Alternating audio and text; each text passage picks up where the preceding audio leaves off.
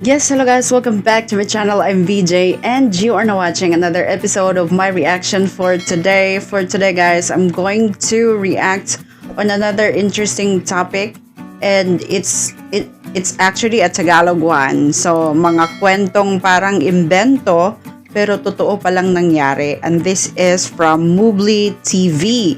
So, I'm so excited about it. I don't know what it's all about, guys. So, let's go, guys.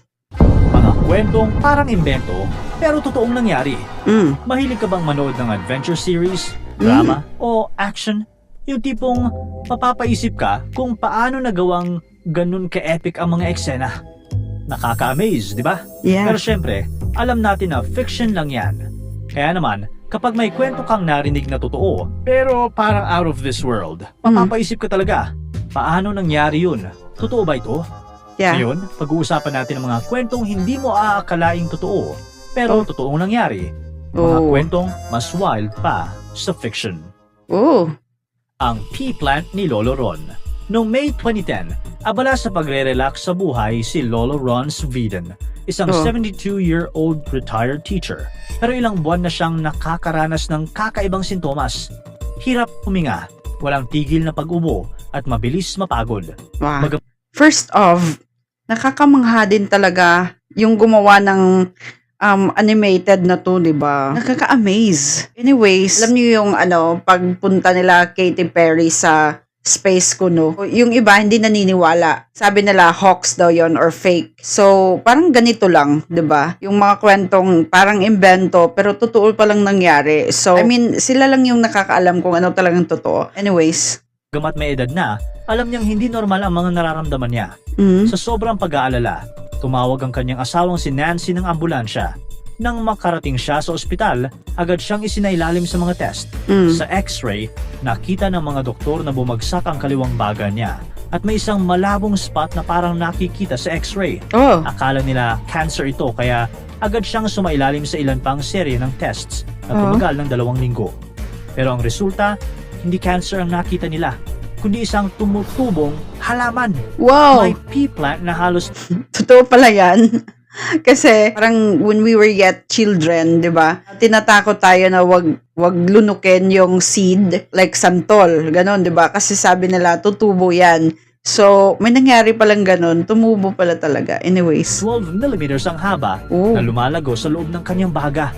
Amazing! yeah. Parang nagkaroon ng maliit na garden sa loob ng katawan niya. Habang kumakain si Baka kumain din siya ng lupa. Lolo Ron, posibleng napunta ang isang buto ng peas sa maling daan. Imbis na dumaan sa kanyang esophagus, papunta sa tiyan. Napunta ito sa kanyang bronchial tube, papunta sa baga. Dahil sa tamang init at moisture sa loob ng baga, nagsimulang tumubo ang buto. Agad siyang sumailalim sa operasyon para tanggalin ang halaman. Sa kabutihang palad, successful ito at napigilan ang patuloy na pagtubo ng buto sa loob ng baga ni Lolo Ron. Wow. Buti na lang hindi buto ng santol o sampalok ang nalunok niya, no? Oo nga, yes. Buti na lang yung pea. 'Di ba? Maliit lang. Matapos ang operasyon, biniro siya ng nurse at binigyan ng pagkaing may peas.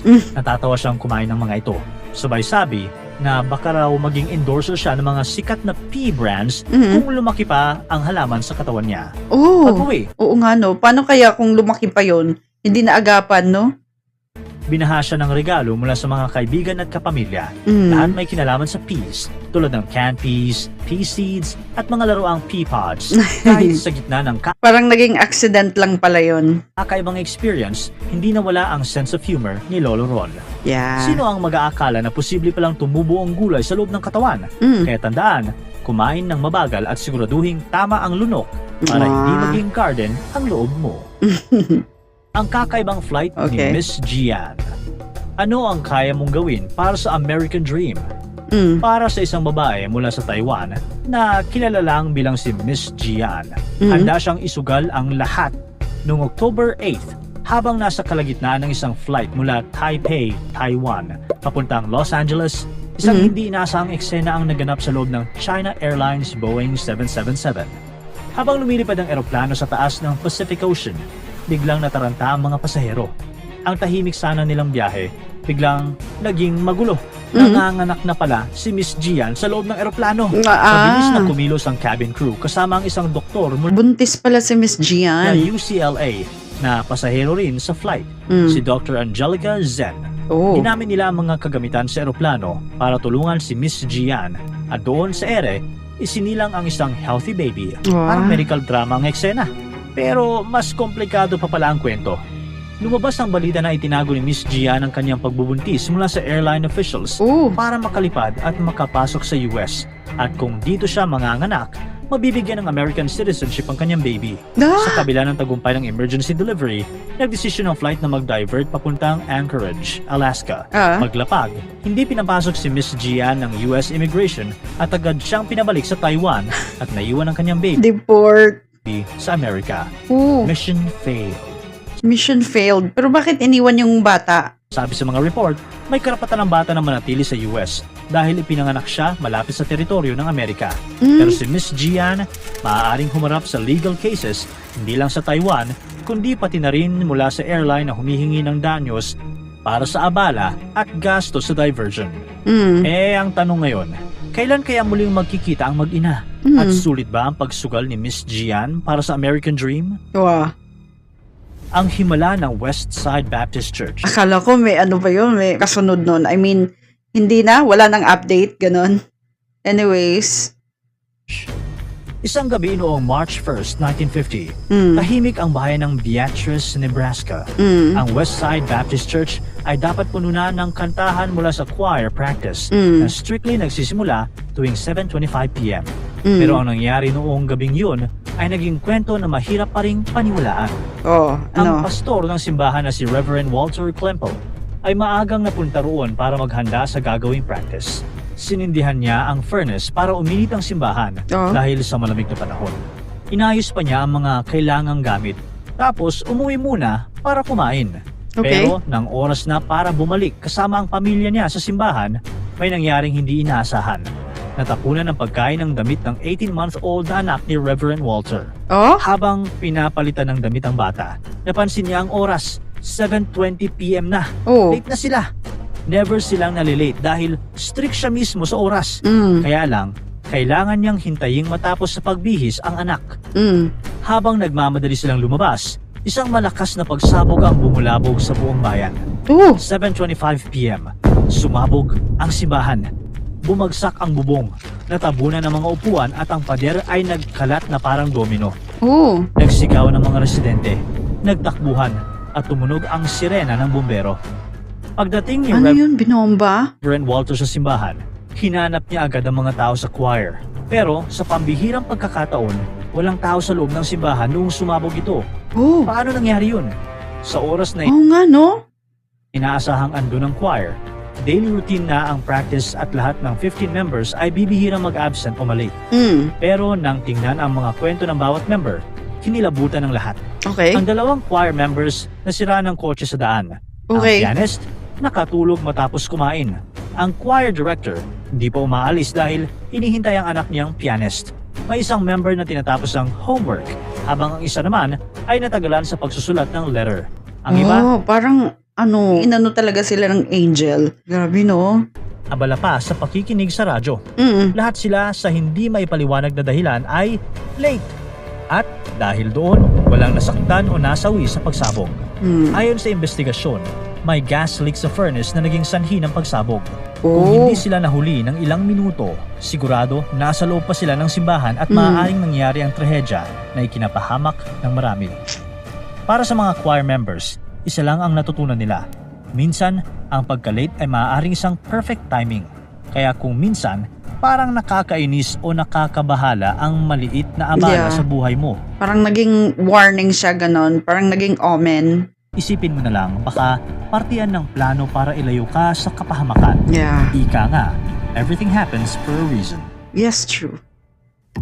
ang 100th birthday ni Lola Ruth. Okay. March 2020, sa isang home for the elderly sa North Carolina, Mm. masayang nagse-celebrate si Lola Ruth Bryant ng kanyang 100th birthday kasama ang pamilya niya. Mm. May cake, balloons at masayang nagtatawanan. Mhm. Pero bigla ang naiba ang vibe nang may pumasok na dalawang pulis. Seryoso ang mga mukha Mhm. at may hawak-hawak na posas. Hinahanap ng mga pulis si Ruth Bryant. Napalingon ng lahat. Nagulat kung bakit hinahanap ng mga pulis ang isang 100-year-old na lola. Mm. Tumayo ang anak niya at medyo aligaga. Tinanong kung bakit nila huhuliin ang kanyang ina pero hindi siya pinansin ng mga pulis. Lumapit ang isa sa mga pulis kay Lola Ruth at sinabing, "Ruth Bryant, you're under arrest." Ano nga kayang nagawa ni Lola? Mm. Nagnakaw ba siya? May atraso ba noong kabataan niya? Ayon sa mga pulis, hinuli siya dahil sa indecent exposure. Oo. Nakakapagtaka pero sa halip na magalit o magtaka ng husto ang pamilya, tila nag-enjoy pa si Lola sa kakaibang pangyayari habang nakaposas at sakay ng police car. Ah. Habang isinasakay siya sa police car, biglang sumipa si Lola sa tuhod ng isang pulis. Ang liksi pa, parang teenager lang. Sa biyahe, reklamo siya ng reklamo. Ang tigas daw ng upuan at kakasuhan niya ang may gawa nito. Aha. Pagdating nila sa police station, agad kinuhanan si Lola ng mugshot. Pinapasmile pa siya nito sa camera. Mm. Pagkatapos, nilagay na siya sa selda. Mm. Biruin mo, first time ni Lola na makapasok sa selda after 100 Kung di pa siya naging 100 years, no? Di pa siya makapasok ng kulungan. years. Dumating na ang anak niya. Inaasahan niyang makikitang umiiyak o galit ang nanay niya. Mm. Pero ang bumungad sa kanya, nagtatawanan ng mga pulis. Nagsiselfie pa kasama si Lola Ruth sa loob ng selda. Ano ba talaga ang nangyayari? Yeah. Yun pala, pakana lahat ito ni Ah, prank. It's a prank. Lola Ruth. Isang malaking prank na inorganize para sa kanyang birthday. Gusto Oh. lang niyang ma-experience kung ano ang feeling ng maaresto dahil naging masunuri naman siya sa batas sa kanyang buhay. Wow. Sabi niya, sa loob ng 100 taon ng buhay niya, never pa siyang nakulong. Kaya bakit hindi gawin ito bilang parte ng bucket list niya? Mm. Pagkatapos ng aresto, niyakap ni Lola Ruth ang police chief. Pagkatapos, bumalik siya sa home for the elderly. Masaya, kompleto ang pamilya niya at may bagong kwento ng kabaliwan. Mm. Grabe si Lola Ruth. Sa edad niyang 100, may criminal record na siya. Pero hindi dahil sa tunay na krimen, kundi dahil sa kanyang kakaibang birthday wish. Ah. Kaya natin magpaganyan, mag-prank ng ganyan. Ang kakaibang biyahe ni Brian Robson. Mm. Noong 1965, si Brian Robson, isang 19 anyos mula sa United Kingdom, pumunta sa Australia para magtrabaho. Mm. Pero hindi naging masaya si Brian. Hindi niya kinaya ang init. Meron mga ganyan, taga UK, pumunta ng Australia dahil doon magtrabaho. Talaga? Hirap siyang makipagkaibigan at sobra niyang namimiss ang pamilya niya sa UK. Mm. Nang tumagal, nagdesisyon siyang gusto na niyang umuwi. Ang problema, wala siyang perang pambili ng tiket. Mm. Pero desperado si Brian. Naisip niya ang isang kakaibang plano. Magpapadala siya ng sarili niya sa loob ng isang kahon.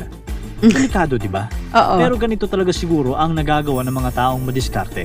Mhm. Una niyang sinubukang makalabas ng Australia sa pamamagitan ng pagtatago sa cargo hold ng isang barko papuntang UK. Mm. Gumamit siya ng visitor's pass para makapasok. Mm. Pero hindi niya kinaya ang matinding alon. Grabe ang kanyang seasickness. Kaya Oo. napilitan siyang lumabas mula sa taguan. Agad siyang nahuli at ibinaba sa New Zealand. Sa tulong ng kamag-anak, nakabalik siya sa Australia. Ngayon, hirap na naman siya kung paano makakauwi ng London. Mission field pala yun. Wala siyang sapat na pera para sa plane ticket pa uwi. Mm. Dito niya naisip na gawing inspirasyon ang kwento ni Reg Spears, isang lalaking nagpakarga ng sarili sa isang kahon mula London papuntang Perth sa Australia noong nakaraang taon. Kung nagawa ni Reg, baka kaya rin niya. Sinabi Okay. niya sa airline na IBM 7030 computer ang laman ng crate na ipapadala niya. Pagkatapos, kasama ng kanyang dalawang Irish friends, bumili sila ng wooden crate na halos kasing laki ng mini fridge. Mhm. Sapat lang para magkasya si Brian nang nakatupi ang mga tuhod sa dibdib. Paano yan? Hindi ba yan ini-scan? Tinulungan siya ng mga kaibigan na ipasok sa crate kasama ang ilang gamit tulad ng bote ng tubig, flashlight, empty bottle para sa ihi, maliit na suitcase, unan at martilyo na gagamitin niya para makalabas. Minartilyo na ng kanyang mga kaibigan ng box at nilagyan ng label na fragile, handle with care at this side up ang crate. Okay. Kailangan umupo ni Brian nang nakadikit ang tuhod sa dibdib sa loob ng kahon para sa Grabe naman yan. Buwis buhay. inaasahang 36-hour journey. Oh. May 17, 1965, nagsimula na ang delikadong biyahe ni Brian mula Melbourne sa loob ng isang crate. Tahimik at madilim sa simula. Sa isang punto ng biyahe, natagpuan ni Brian ang sarili na patiwarik. Kaya naiwang nakatayo ang kanyang ulo sa loob ng kahon. Delikado ito. Hindi niya magawang ibagsak ang kahon. Kaya sa ganitong posisyon, ang dugo niya ay dumaloy papunta sa kanyang ulo. Yes. Oh my Kaya God. siya nahihilo at masakit ang leeg. Ang kanyang likod na nakadikit sa ilalim ng crate ay ngayon nasa itaas, habang ang kanyang mga binti ay nakataas sa ere, naninigas na. Sa bawat segundo, mas tumitindi ang presyon sa kanyang lalamunan, habang ang kanyang paningin ay unti-unting lumalabo. Hindi niya maigalaw ang katawan, at kahit ang pinakamaliit niyang kilos ay sobrang masakit. Habang nasa ganitong sitwasyon, naririnig ni Brian ang mga ingay mula sa labas, mga makina ng eroplano at mga boses na malapit. Pero wala siyang magawa kundi tumahimik lang. Alam niyang anumang ingay na gagawin niya ay maaaring maging katapusan na ng kanyang plano. Sa loob ng 22 hours, nanatili si Brian sa ganitong kondisyon.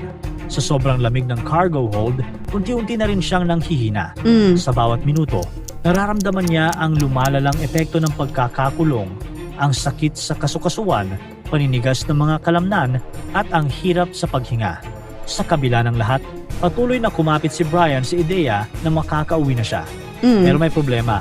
Ang original plan ay isakay ang crate sa Qantas flight papuntang London. Pero dahil puno ang flight na iyon, inilipat ang crate sa Pan Am flight patungong Los Angeles. Isang mas mahabang biyahe na tatagal ng 4 na araw. Oh my God. Naayos nga ang posisyon ni Brian sa bagong flight. Pero magsisimula pa lang pala ang mas matitinding paghihirap. Sobrang lamig na sa cargo hold na halos umabot sa freezing point. Nawawala ang kanyang malay sa sobrang hirap ng paghinga at sumasakit na lalo ang kanyang mga siko, tuhod at likod. Pagkalipas ng 4 na araw, paglapag ng eroplano, napansin ng isang airport worker ang kakaibang ilaw mula sa loob ng crate. Sumilip siya sa butas at nagulat nang makitang may tao sa loob. Agad itong tumawag ng tulong. Sa pag-aakalang patay ang laman ng kahon, tinawag ang mga doktor at customs officers at nang buksan ito, buhay pa si Brian. Pero sobrang nanghihina na. Matapos ang paghihirap, ikinadismaya ni Brian nang malamang wala pa siya sa London. Nasa Los Angeles siya. Dahil sa maling ruta ng cargo, napadpad siya sa ibang bansa. Hindi na niya maigalaw ang kanyang mga binti. At halos hindi siya makabangon mula sa pagkakakuba sa loob ng crate. Dinala si Brian sa ospital at agad siyang inimbestigahan ng FBI. Akala nila ay isang spy o biktima ng trafficking si Brian.